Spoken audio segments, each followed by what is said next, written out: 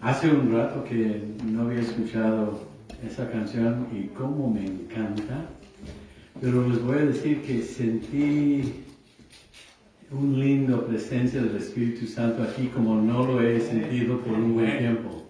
Amén, gloria a Dios.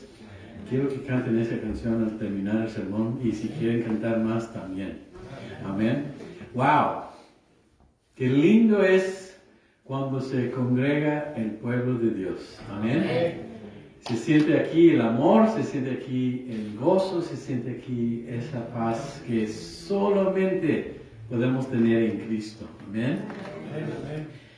Seguimos entonces, hermanos, primero Dios, con su ayuda en 2 de Tesalonicenses, capítulo 2, y estábamos más o menos ahí entre el versículo 5, la semana pasada desarrollando aquí el proceso y lo que debe suceder en orden y también primero antes de que venga aquel hijo de pecado, hijo de perdición, anticristo.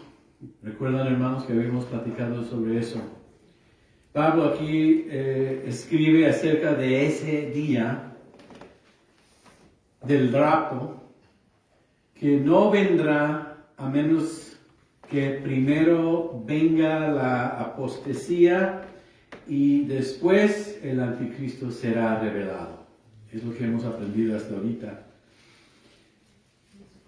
Lo que pasaba también, hermanos, es que después de que se había ido Pablo, más bien lo corrieron de ahí, después de 3 semanas de estar enseñándoles, discipulándoles.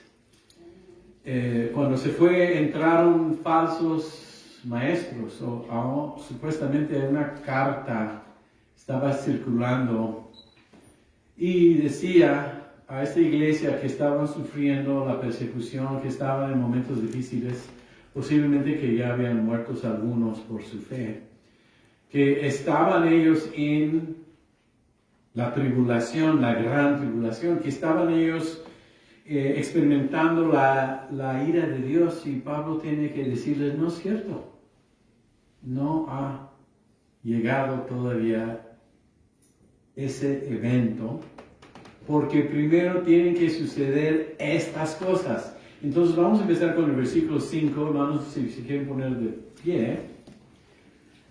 Vamos a leer, solamente voy a leer hasta el 12, pero la verdad es que terminamos el capítulo hoy, porque la semana que viene tenemos ya el inicio de lo que sería la Semana Santa. La entrada con el pan de Cristo, voy a hablar sobre eso la semana que entra, y después tenemos en 2 semanas Día de Resurrección. Claro, un sermón que trate con eso. Entonces, en unas 3 semanas terminamos el capítulo 3 de esta carta, pero por lo menos hoy estamos en capítulo 2, versículo 5. Una de las cosas, y lo voy a decir antes y posiblemente lo digo después, pero en este caso, esta iglesia no puede decir que no conocen la verdad, que eran ignorantes, porque Pablo empieza diciendo esto. Según escatología, que es el estudio teológico de los últimos tiempos, no pueden decir, pues no sabemos. Es que la ignorancia aquí no se puede usar como pretexto, porque no se acuerdan de que les mencioné, y no dice esto, dice todo esto. Todo esto cuando estuve con ustedes.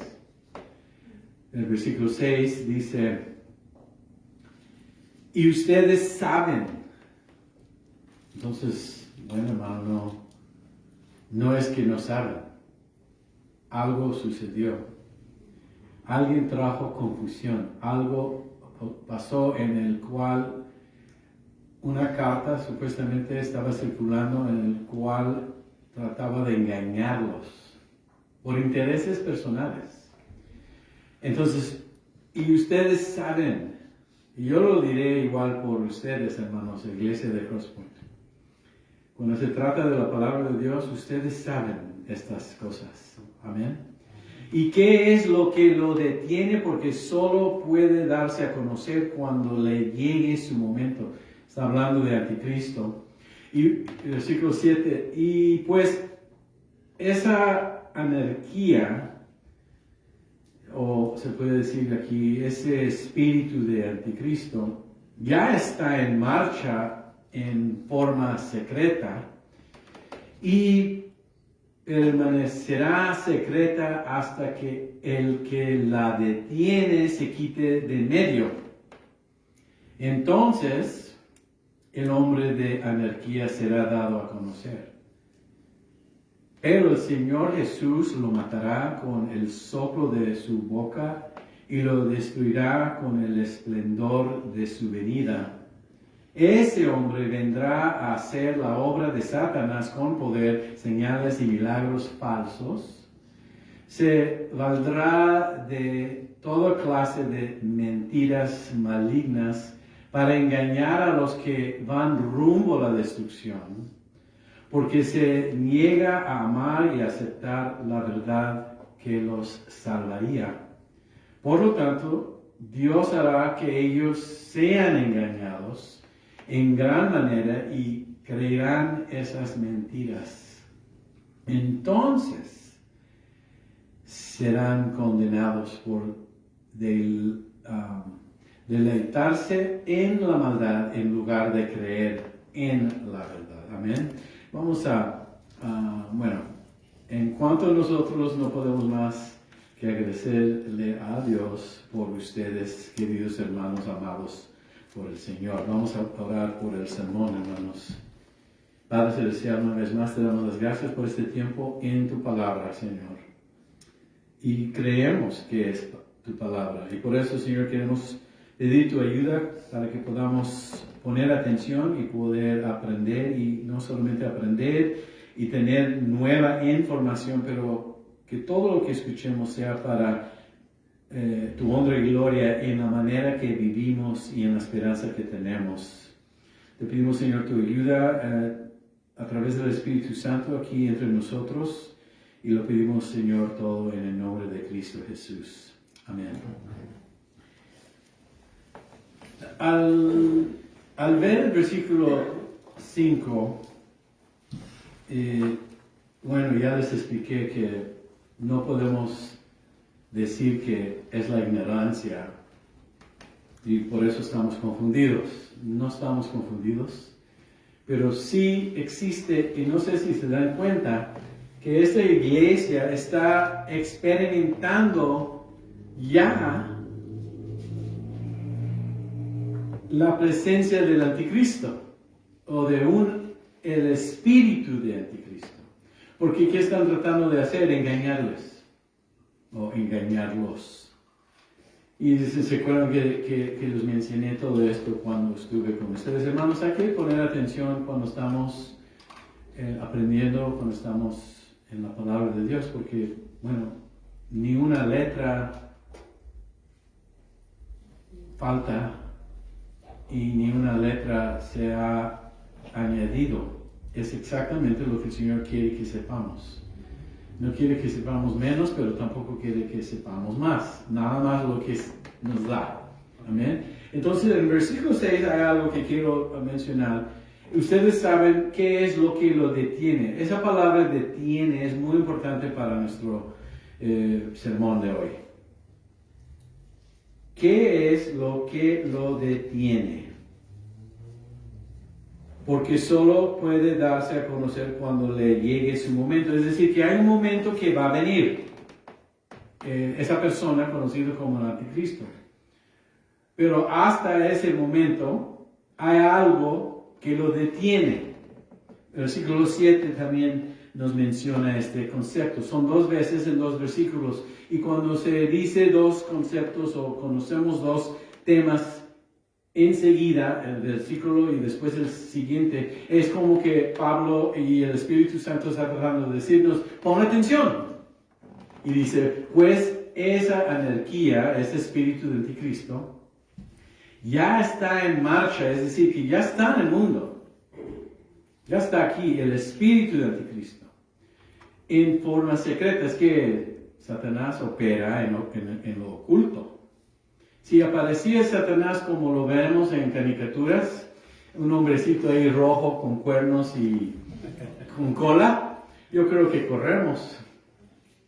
Por lo menos yo corro cuando los veo a esos chamaquitos vestidos así en Halloween. Yo ni de chiste, yo me voy corriendo, ¿no? Si el Satanás no es tan tonto, no parece de como es, no se manifiesta de su verdadera maldad, lo hace con azúcar, ¿no? Más bien la palabra dice que él aparece como ángel de luz y él es como, más bien vestido de oveja, pero es un lobo. Amén. Entonces, esa anarquía, ese espíritu del anticristo ya está en marcha, ya está presente en el mundo, ya está tratando de engañarnos, de mentirnos. Ya funciona en cierto nivel, pero nada como el nivel cuando aparece el verdadero hombre anticristo. Bueno, y permanecerá secreta hasta. ¿Te das cuenta que de repente pone la palabra hasta? Que quiere decir, antes de que sucede esto, tiene que pasar esto. Hasta que él, ya lo habla en pronombre personal, él, que la detiene es un él, es una persona. ¿No? Porque el versículo 6 decía que ¿qué es lo que lo detiene en lo impersonal? Pero en el 7 dice, el que la detiene se quita de en medio. Se quita de en medio. ¿Dónde va? ¿Y por qué se quita? Para no detenerlo más. Bueno, de eso vamos a hablar hoy. ¿Quieren saber? Vamos a ver. Entonces, ¿están curiosos? Esta palabra detiene, que ves aquí en el 6 y el 7, habla de que hay algo que lo está frenando, que lo detiene más bien. Esta palabra detiene, frenando, significa que existe algo que es un obstáculo. Está restringiendo, resistiendo, contender, es decir, de contenerlo, como una red. Si es que uno, a ver, alguien aquí juega el tenis, ¿no? Es un juego muy bonito, pero cómo odio la red. Si no fuera por la red, yo gano todos los juegos. ¿Qué hace la red? Detiene o de repente aparece para que el tiro no pase al otro lado de la cancha. Uso ese ejemplo para mostrar que hay algo que funciona hoy como la red que está deteniendo al anticristo. ¿Qué es esa fuerza que lo está deteniendo al hombre de pecado? Simple y sencillamente el Espíritu Santo. Claro. ¿Por qué y cómo? Pues imagínate, y lo voy a poner de esta manera. Lo único que mantiene algún grado de cordura en este mundo, en este planeta, es el Espíritu Santo que está obrando en y a través de la iglesia. Qué privilegio tenemos nosotros, en el cual el Señor, morando en nosotros, detiene en su obra, en la obra del Señor, a este hombre malvado que yo les dije que será 100 veces peor que Hitler. Y yo creo que estoy al margen bajo. Nunca se va a ver una maldad o una maldición como lo que va a presentar este hombre y lo que va a traer a este mundo. Es decir, Adolf Hitler se va a ver como que alguien que está en kinder. Y este hombre que viene tiene su doctorado en maldad. Su título es hijo de destrucción. Quiere destruir. Y bien lo dijo Jesús, que viene a robar. ¿Viene a qué? A matar y a destruir. Bien lo dijo. El nombre de Satanás, otro título, es el padre de la mentira.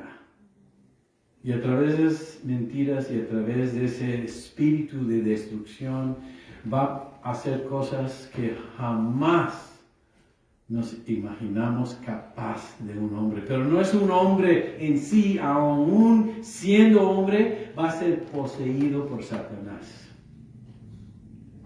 Es decir, que Él es el falso Cristo. Tratando de ser Cristo, Dios viene como alguien falso.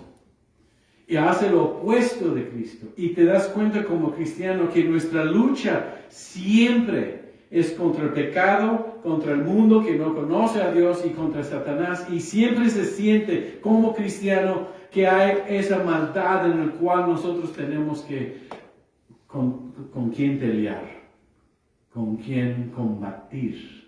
No, así es. Así es. Entonces,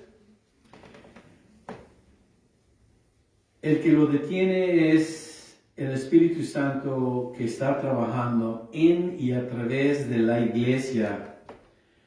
Cuando sucede el rapto, podemos decir, por estos versículos, que la red se quita y los tiros de Satanás ya no se van a poder desviar.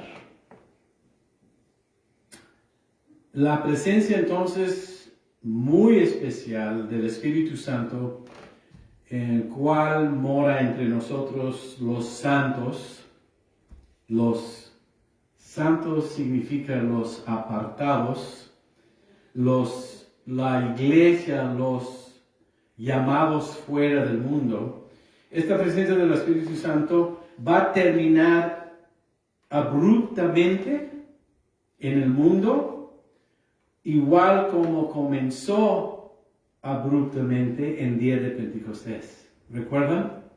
Les dijo a sus discípulos después de su resurrección, cuando estuvo con ellos 40 días antes de la ascensión, y vamos a ver más de esto en Hechos 1, versículos 8 y el 11. Entonces quiero que lo ponga en la pantalla. Es decir, que en la misma manera que el Espíritu Santo llegó y moró y nació la iglesia primitiva, porque sí llegó, ¿no? En Pentecostés, 50 días después de la resurrección, el Espíritu Santo cae en ese sermón de Pedro. ¿Y cuántos nacieron de nuevo? ¿Y cómo se estableció la iglesia? 5,000 fueron salvos. Y cayó de repente como un aire y un viento que vino. Y de la misma manera, cuando se va a la iglesia, también la obra del Espíritu Santo en la iglesia, en esta época de gracia, también va a cambiar.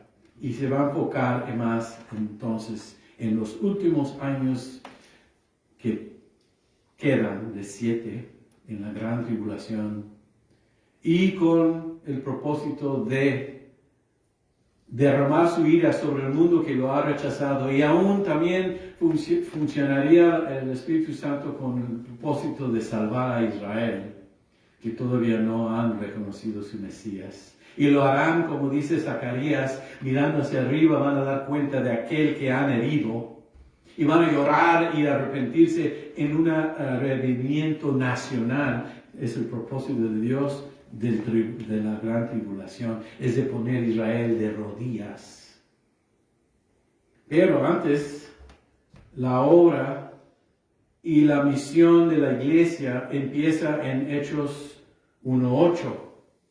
Y lo que quiero que vean y entiendan es que nosotros tenemos un propósito y una vocación asombroso como cristianos.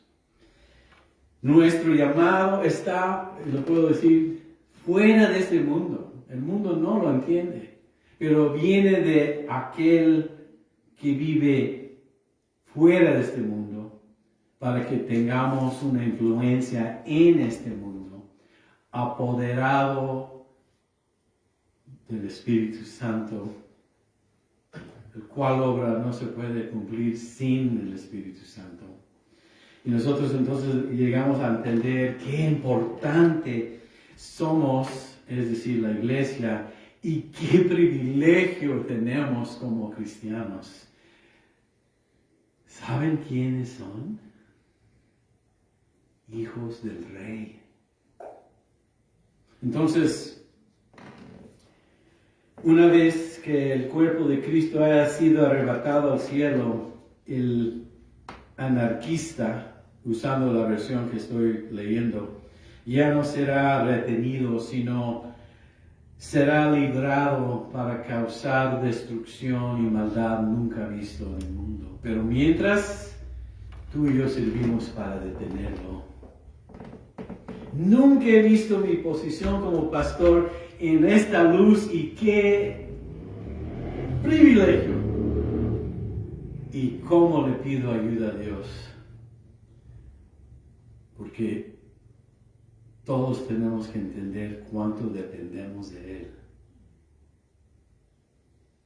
Dice, pero recibirán poder cuando el Espíritu Santo descienda sobre ustedes. Y serán mis testigos y le hablarán a la gente acerca de mí en todas partes. En Jerusalén, por toda Judea, en Samaria y hasta los lugares más lejanos de la tierra. Esto nos hace entender, hermanos, algo muy importante. Primero, revisando al 8, dice, recibirás poder. Jesús hablando a sus discípulos. Recibirás poder. La palabra en griego, en griego es didamos. Van a recibir poder. Y voy a usar la palabra que se traduce en español, dinamita. El poder igual que dinamita, explosivo. No es un poder así como que de repente la iglesia es muy débil y muy, pues, bueno, si Dios quiere, veremos. Espero que sí. Hermanos, ¿qué tipo de poder es? No sé, hermanos, Higado, sé que estuvo en el militar. ¿Dinamita puede ser algún daño? Oh, sí. ¿Su explosión? Sí. Cuando explota dinamita, no hay nadie ahí que no sepa su poder. Amén. Entonces, recibirán poder cuando el Espíritu Santo descienda sobre ustedes. ¿Se dan cuenta? Y fue dado, ¿con qué propósito el Espíritu Santo que nos da este poder como dinamita? Pues el propósito es ser testigos. Testigos. Y la palabra griega, y lo investigué y lo conocemos, viene de la palabra griega martus, como en la palabra en español mártir. Mártir es alguien en el sentido legal o histórico que puede dar testimonio o dar fe a algo que ha visto o ha oído, o en el hecho de que puede dar testimonio en algo que conoce según algún asunto. Entonces nosotros podemos dar testimonio y dar un reporte, para decirlo de esa manera, de del Evangelio y lo que ha hecho en nuestras vidas, del poder transformadora del Evangelio, del mensaje de Cristo. Es una manera de ver la palabra testigo, ¿no? Si fuéramos a la corte y alguien, el juez o los abogados, en frente de los jurados, mira, aquí tenemos un testigo, nosotros debemos poder dar cuenta o explicar lo bueno del Evangelio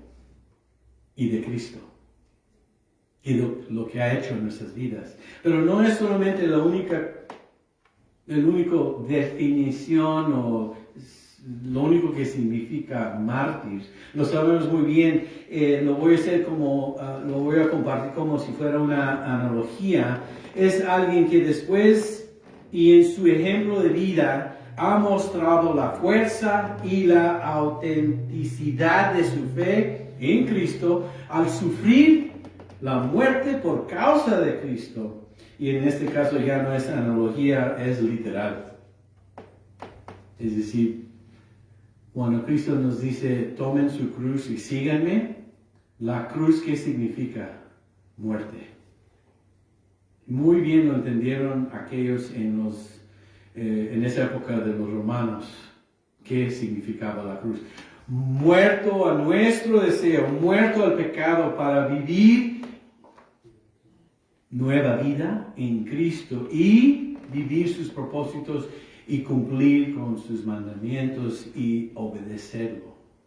Es una cosa diferente, ¿no, hermanos? Entonces serán y tendrán este poder. La iglesia es poderosa, no por uno mismo, pero por aquel que mora en nosotros, el cual tiene poder para ayudarnos y hacer el trabajo de que resistirá al anticristo. Es decir, que no puede aparecer mientras que estemos. Imposible. Puede molestar su espíritu, esa actitud que tiene, pero no puede venir el hombre. Mientras que la iglesia esté sana y obedeciendo al Señor. Obrando, cumpliendo con la gran comisión. Mientras que tengamos nuestros ministerios. Mientras que el hermano Sigala esté enseñando allá en la escuela dominical, mientras los demás ustedes estén haciendo la obra que te pertenece, mientras que estén compartiendo el Evangelio con su familia, con sus vecinos, con sus, compañeros del trabajo o de la escuela. Mientras que estemos compartiendo, no puede venir. ¿Por qué? Porque Él quisiera detenernos a nosotros, pero la realidad es que nosotros lo detenemos a Él. Claro que hay empujones, pero cuando nosotros resistimos, se cumple. Y no viene y no puede venir. ¿Entienden, hermano, lo que estamos viendo? Mira, quiero usar un ejemplo del Antiguo Testamento. Se encuentra en Zacarías 4:6. Y muchos de ustedes tal vez conocen ese versículo porque es famoso. Nos dice esto, y lo quiero usar en la Reina Valera. No con ejército ni con fuerza, sino con mi espíritu, ha dicho Jehová de los ejércitos.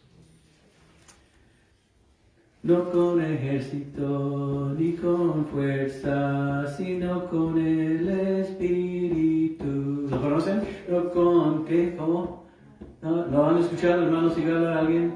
No con ejército ni con fuerza, sino con mi espíritu. Vamos a cantarla. No con ejército ni con fuerza, sino con mi espíritu. Y esta iglesia se moverá, y esta iglesia se moverá, y esta iglesia se moverá, bajo su Santo Espíritu. Amén. ¿Sí lo conocen? Piense. La versión que tengo aquí dice, todo el contexto, ¿no? Entonces me dijo, el Señor dice a Zorobabel, no es por el poder, ni por la fuerza humana, sino por mi Espíritu Santo. Dice quien el Señor de los ejércitos celestiales. ¿Por qué usa ese título, Señor, de Señor de los ejércitos celestiales? Porque estamos en batalla. Porque es guerra contra el enemigo. No dice nada aquí. Dice el Cordero de Dios. Porque en ese momento el Cordero de Dios no es lo que funciona. El Cordero de Dios funciona para los pecados de los hombres y esa misericordia y ese amor es en otro contexto. En este contexto, el Señor quiere revelarnos quién es. Es el Señor de los ejércitos y nos dice que no es por el poder humano ni por la fuerza humana, sino por mi espíritu, en el cual tenemos poder. ¿Para qué? Para cumplir con la obra del Señor. Vamos a ver el contexto de esta historia de Zorobabel. Lo leo para no confundirme. Quiero leer el contexto de esto porque nos va a dar a entender más lo que dijo aquí el Señor. Después de que el pueblo judío experimentó 70 años de exilio en Babilonia, se levantó un rey de Persia, se llamaba Ciro, y él, a través del plan de Dios, fue levantado para permitir que 50,000 judíos regresaran a Jerusalén y reconstruyeran el templo bajo el mandato de Zorobabel. ¿Quién es Zorobabel? Gobernador de Jerusalén. En ese momento, Zacarías, un profeta y sacerdote también de Israel, recibió varias visiones del Señor. En una de esas visiones, Dios le entregó este mensaje que estamos leyendo en la pantalla. No con ejército, ni con fuerza, sino con mi espíritu, ha dicho Jehová de los ejércitos. Entonces, ¿qué estaba sucediendo? La construcción del templo, que había sido detenida por la oposición de los vecinos y parecía como que la obra de Dios se hubiera frustrado. Y así llega Zorobabel y el Señor le dice, porque había resistencia en construir los muros y también el templo. El templo que fue destruido por los romanos en el año 70. ¿Recuerdan? Los romanos lo tumbaron. Y ya lo tenían que reconstruir, órdenes según Ciro, pero también profetizado en Daniel, porque Daniel le había pedido a Dios, oiga, ¿cuándo vamos a regresar? Y el Señor entonces empieza toda esa obra, levantando a Ciro, y él dio el orden de ir a reconstruir el templo, pero había aquellos vecinos y alrededor de Jerusalén que no querían que lo construyeran. Entonces llega el momento que hay oposición y parece que la obra de Dios está frustrada. No lo van a poder construir. Bueno, lo que el Señor le dice a Zorobabel es que van a tener que depender del Espíritu Santo. Y digo, si van a realizar la obra. Y dije, igual para nosotros, para poder construir el templo, que es el cuerpo del cristiano, el templo del Espíritu Santo, para poder cumplir con la obra de Dios en el mundo hoy, es imposible sin el Espíritu Santo. Entonces, así es para nosotros los cristianos hoy. No por la fuerza, ni por el poder, ni por sus propias habilidades, abundantes recursos o feroz determinación. Ninguna de esas cosas sirven para cumplir con lo que Dios tiene para nosotros. El pueblo de Dios va a construir, edificar la obra de Dios y los propósitos de Dios solamente con la ayuda y el poder del Espíritu Santo. Amén. Amén. Qué bueno, porque, híjole, desde yo ni puedo caminar. En inglés me dicen dork. Es como alguien que me tropiezo por el mismo suelo, que no hay nada ahí. nada más por caminar. Imagínate tener que defender la obra de Dios en mí. Digo chistes cuando no debo. Y hablo muy seriamente cuando no debo estar más tranquilo. Todo lo hago mal, hermanos. Imagínate que dependiera la obra de Dios sobre mí. Pero el Señor sí quiere usarnos. Sí puede usarnos. Si nos rendimos y aceptamos nuestra parte y participamos voluntariamente en lo que es su obra, eso sí puede hacer. Y sabe quién está comprometido a hacerlo. Y esas son las personas que quieren usar. Entonces, solo por el Espíritu de Dios, su trabajo, su adoración, su obra, se puede cumplir sobre la tierra. Entonces nosotros nos unimos y participamos voluntariamente con el Espíritu Santo en el mundo para lograr sus propósitos y ser verdaderamente sus testigos. La verdad, hermanos, es que nosotros, los que creemos en Cristo Jesús por fe, la verdad es que sí somos los testigos de Jehová. La obra entonces de reconstruir el templo solo se podía lograr con el Espíritu Santo según lo que vimos aquí, pero también es cierto para la iglesia en el siglo XXI. Vean conmigo Mateo 16.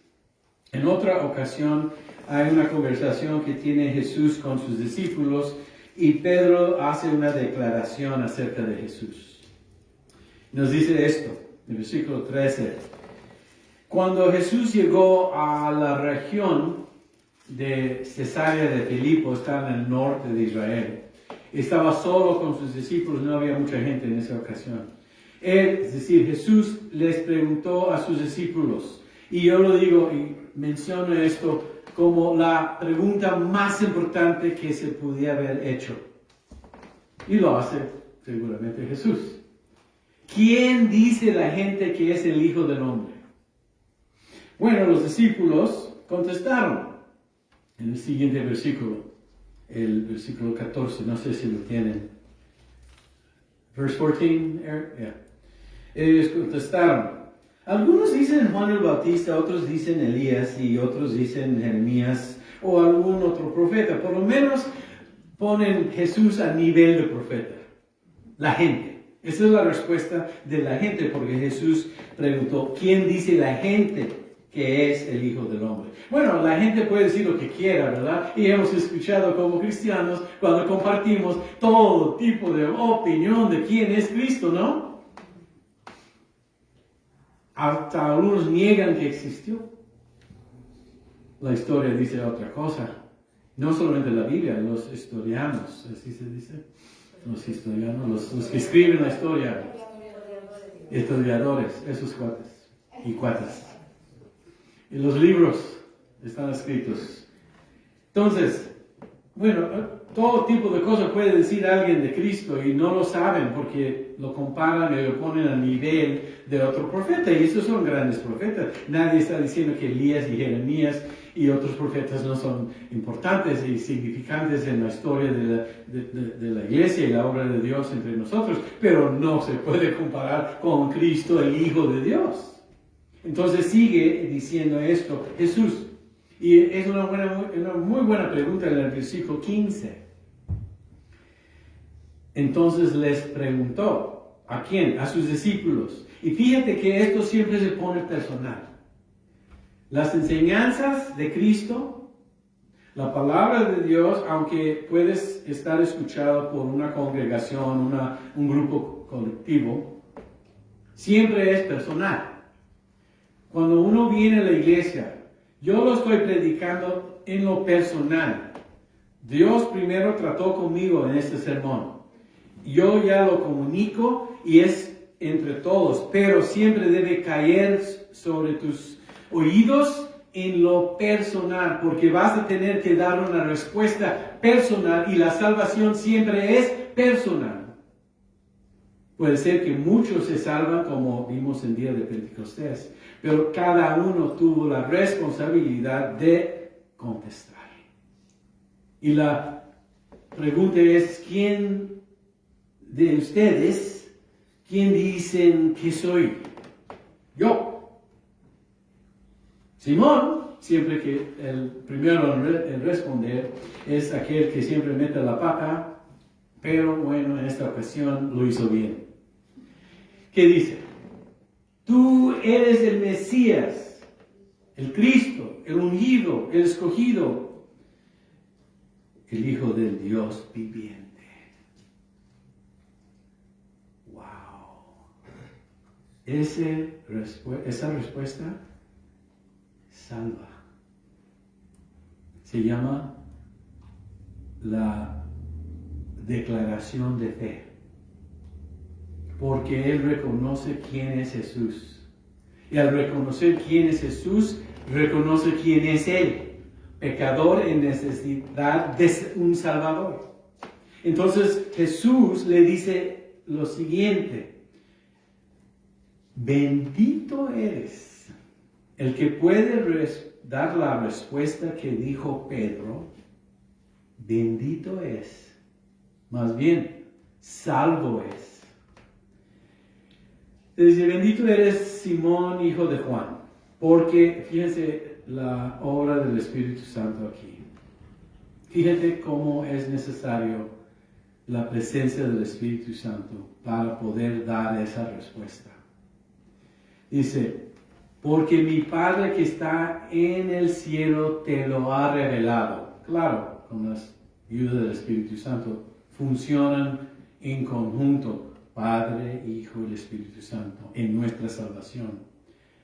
No lo aprendiste de ningún ser humano.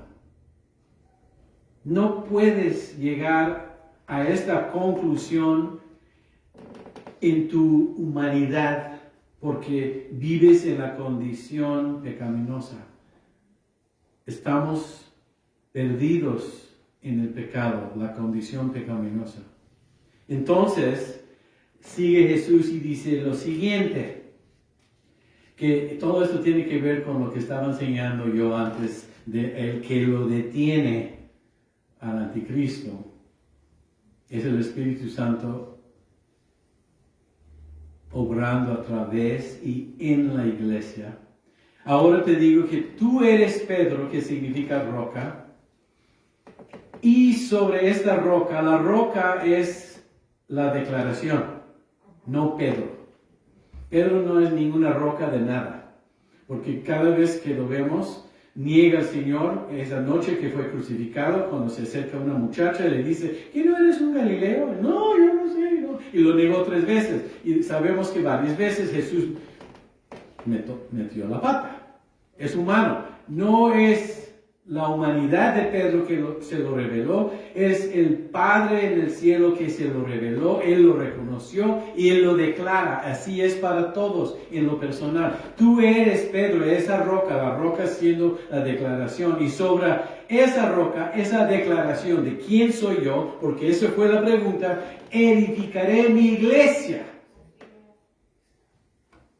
Es obra de Dios, no tiene nada que ver con nuestra propia respuesta en sí como humanos. Pero eso no es ahí donde termina esto. Dice, y el poder de la muerte no la ¿qué? Le dice así, el poder de la muerte no la conquistará. O las puertas del Hades no prevalecerán. ¿Qué quiere decir eso, las puertas del Hades? Bueno, ellos en esta traducción lo interpretan y está bien. Las puertas del Hades no entras ahí hasta que mueres. Es decir, la muerte no te puede conquistar. ¿A quién? A la iglesia. ¿Qué iglesia? Los que han hecho la declaración que Jesús es el Mesías, el Hijo del Dios viviente, y lo creen. ¿Por qué? ¿Y cómo sucede? Porque mi Padre te lo ha revelado. ¿Te das cuenta que no existe la salvación fuera de la obra del Espíritu Santo? Del poder del Espíritu Santo. Entonces nosotros tenemos esto.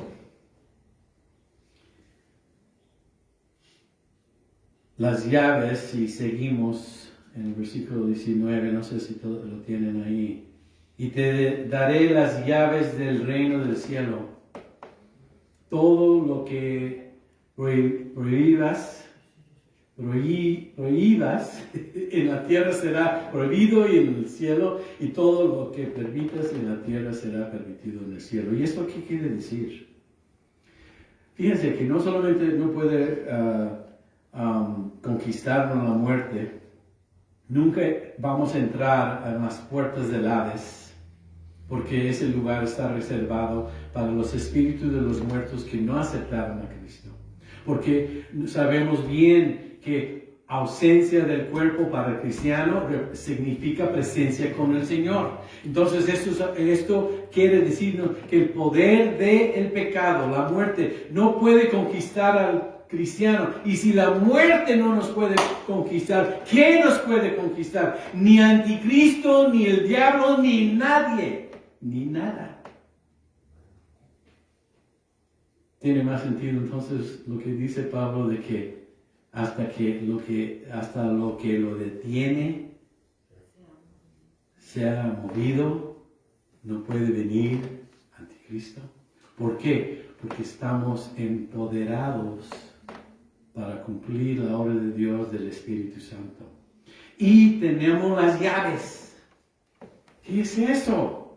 Si yo te digo que la palabra de Dios dice, confiesa tus pecados, Él es fiel y justo para perdonarte tus pecados, así es. Tengo autoridad para decírtelo. Dice Juan, el que lo recibe a Cristo, tiene la autoridad de ser hijos de Dios. ¿No lo dice así? Yo te estoy diciendo, con llaves en mis manos, como pastor, como predicador, como maestro, como algún ministerio que estás haciendo en el nombre de Cristo, tú tienes la autoridad para conquistar la fuerza del enemigo. Esa llave muchos lo interpretan como yo puedo hacer lo que quiero. No, para nada, porque se supone que estás sometido al Espíritu Santo como cristiano. Oh, pues el Señor dice que me dará los deseos de mi corazón. Lo estás viendo mal si crees que te va a dar cada deseo. Más bien, si hay deseos en tu corazón como cristiano, son los deseos de Dios. Él te los puso ahí. Son deseos diferentes de los que tenías antes de conocerlo. Porque antes de conocer a Cristo yo quería tequila. Esos deseos no existen. Son nuevos deseos. Mejor quisiera, como Pablo le dice a los Efesios, sean llenos del Espíritu Santo. Ok. Estamos llenos de otra cosa hoy ya salvos.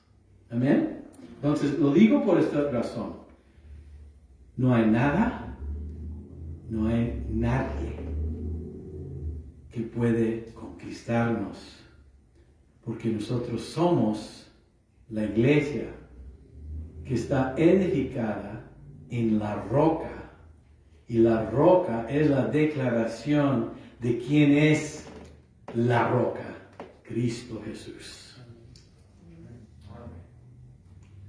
Entonces, hermanos, vamos a ver otra cosa. Efesios 6. Quiero y estoy tratando de desarrollar en ustedes este pensamiento de que nosotros tenemos poder a través de Cristo. Estos versículos son muy populares también. Dice así, versículo 10.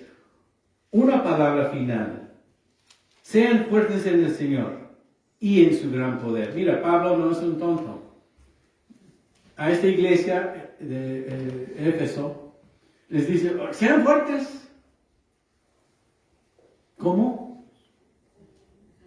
En el Señor. Nosotros detenemos al anticristo en el Señor, en sus fuerzas.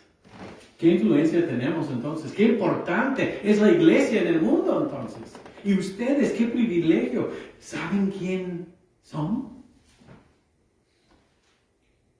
Amén. Dice, Versículo 11. Póngase toda la armadura de Dios para poder mantenerse firmes contra. Si uno está contra, ¿qué? Todas las estrategias del diablo. Entonces nos comunica una batalla. Nos comunica resistir, nos comunica detener, nos comunica batallar, nos comunica que estamos luchando. ¿Contra qué? Las estrategias del diablo, pero no nos dejó solos, nos da armadura. En inglés, armor o tools, herramientas, capacidades, dones, deseos. Y el versículo 12, pues no luchamos contra enemigos de carne y hueso. Esto no es personal contra otra persona. Nunca debemos pelear con nadie, porque no es personal. Sino contra gobernadores malignos y autoridades del mundo, ¿qué? Invisible. Por eso hablaba de que el anticristo, por el momento, su actitud o su obra es en secreto, no se manifiesta de lo que realmente es, trata de engañar. Por eso tenemos que estar muy astutos en la palabra para reconocer y discernir las estrategias de nuestro enemigo. Y fíjense, invisible, y sigue diciéndonos contra, otra vez la palabra contra, ¿no? Espíritus malignos de los lugares, ¿dónde? Celestiales. Por lo tanto, entonces, si eso es cierto, y es cierto, por lo tanto, póngase todas las piezas de la armadura de Dios, ¿para qué? Poder, y ahí está la palabra, ¿qué? Síguele, next one. Resistir. ¿Quién resiste al enemigo? Cristianos, la iglesia. En el tiempo de mal. Así, después de la batalla, todavía seguirán de pie firmes. Amén. Nada más quiero que pasen, y hay otras cosas que pueden leer ahí, pero quiero que vean conmigo 2 Corintios 10, versículos 3 y 5. 2 Corintios 10, versículos 10, 3 y 5. Somos hermanos, pero no luchamos como lo hacen los humanos. Ahí está la palabra otra vez. Luchamos. Usamos las armas poderosas de ¿quién? De Dios. No las del mundo para derribar ¿qué? Las fortalezas del racionamiento humano y para destruir argumentos falsos. ¿Te das cuenta otra vez? El concepto de maldad, el concepto de algo falso, ¿no? Entonces somos nosotros que destruimos, somos nosotros que derribamos. Eso que también está intentando hacer el enemigo, pero nosotros tenemos el Espíritu Santo. ¿Quién va a ganar? Solamente ve a la tumba y ahí está la respuesta. Entonces nos dice en el 4,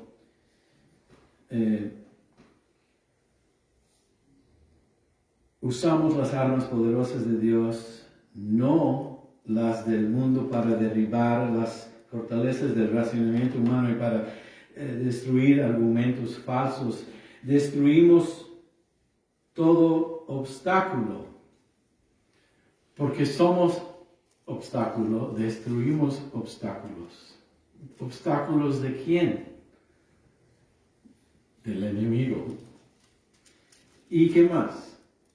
Obstáculos de arrogancia que impide que la gente conozca a Dios. Capturamos los pensamientos rebeldes y enseñamos a las personas a obedecer a Cristo.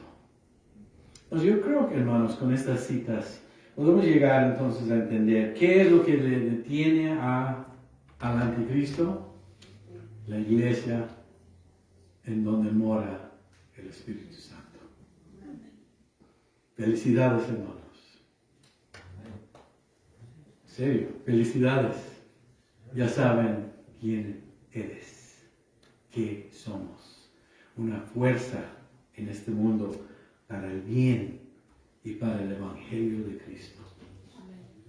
Qué privilegio, hermanos. Entonces por eso dice Pablo lo que ha dicho. Y creo que voy a dejar todo eso ahí, porque el resto del capítulo lo pueden leer en su casa y van a entender perfectamente bien todo, porque ya tienen la base. Jamás se les va a olvidar. Y te voy a decir algo. La primera vez que lo escuché esto de mi pastor hace 40 años, cambió toda mi perspectiva. Gloria a Dios. Me tardé 40 años en llegar a enseñarles. No que hayan estado aquí 40 años, pero convencido de la palabra. Qué maravilloso es ser cristiano. Si hay lucha, si hay batalla, pero conquistamos todas. En Cristo Jesús. Vamos a orar. Padre Celestial, gracias. Gracias por cada uno de mis hermanos que están aquí y los que están escuchando allá en línea. Gracias, Señor, porque como iglesia tenemos mucho que hacer. Todavía nos falta mucho. Pero queremos participar y queremos ser útiles y queremos ser testigos, Señor, de todo lo bueno y de cómo nos has cambiado, Señor. Lo declaramos a voz alta. Y te damos toda la honra y gloria en Cristo Jesús. Amén.